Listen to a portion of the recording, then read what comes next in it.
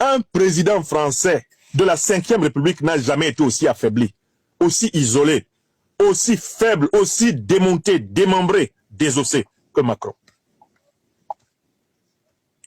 Est-ce que vous comprenez? Donc, vous prenez tous les mots qu'ils ont utilisés depuis 3 mois pour tenter de les poser sur le Mali, sur l'AES, sur l'Afrique, et vous pouvez utiliser ces mots pour décrire la situation dans laquelle ils sont. Le Mali a un budget. Le Burkina Faso a un budget. Le Niger a un budget. C'est la France qui n'a pas de budget. Comment peuvent-ils oser dire que l'AES est bloqué alors que c'est ici qu'on n'a pas de budget? Vous avez vu la tournée du président Abdourahmane Tchani? Le président Macron ne peut pas faire une telle tournée en France. Hein. Vous savez ce qui lui est arrivé quand il est allé vers la foule, souvent ici en France. Vous êtes au courant, non? Vous avez vu la tournée du président Abdourahmane Tchani? Avec 12 km de marche à pied dans la ville de Niamey, entre l'aéroport et la résidence présidentielle, en pleine nuit. Vous avez vu? Allez voir les images du défilé du 11 novembre 2025. Le défilé de la commémoration de l'armistice, la fin de la guerre. Allez voir les images du président Emmanuel Macron avec son cortège, traversant la grande avenue des Champs-Élysées et saluant une foule invisible. C'est lui seul qui voyait la foule là. Sinon, nous qui avons les yeux là, et même les caméras de la télé, cherchaient la foule que le président Macron saluait à travers la vitre de sa voiture. Personne. Pas un chat. 2 tondus, 3 pelés. Le peuple de France est resté tranquillement chez lui. L'attitude de l'Assemblée nationale française est une photocopie de l'attitude du peuple français. Le peuple français n'en peut plus. Dans les meilleurs sondages, les plus favorables au président Macron, il a 11% d'opinion favorable. 11%. Un président qui a 11% d'opinion favorable. Ce qui veut dire que vous prenez 100 Français. Eh bien, il y en a 89 qui ne veulent plus, qui ne peuvent plus l'encadrer. 89. Si vous lui demandez de faire une tournée, comme le président Tchani au Niger, vous imaginez ce que les 89 là peuvent faire? Mais ça va être une émeute contre lui. Parce que c'est un président qui est rejeté. Et puis je vous ajoute un 3e élément. En dehors du blocus à l'Assemblée, le blocus diplomatique, avec l'humiliation suprême infligée par Trump aux dirigeants européens, qui ne calculent même pas. Il veut négocier son business avec Poutine et puis on va quitter dans ça.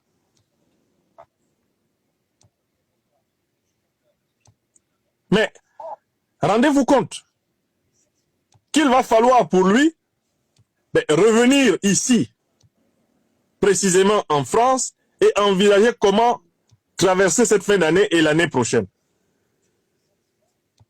Pourquoi? Parce que entre-temps, le chef d'état-major des armées françaises est allé à l'Assemblée générale de tous les maires de la France. Et il est allé là-bas dire que le peuple français doit être prêt à perdre ses enfants dans une guerre imminente, maximum dans 4 ans avec la Russie. Tollé général, c'est du jamais vu. Un militaire issu de ce qu'on appelle traditionnellement la grande muette, qui s'en va proposer au peuple français de se préparer à perdre ses enfants dans une guerre qui aurait pour but de sauver le territoire ukrainien. Le général Fabien Mando, ancien chef d'état-major particulier du président Macron, et qui a été nommé chef d'état-major général de toutes les armées, a défrayé la chronique. C'est la levée de boucliers partout.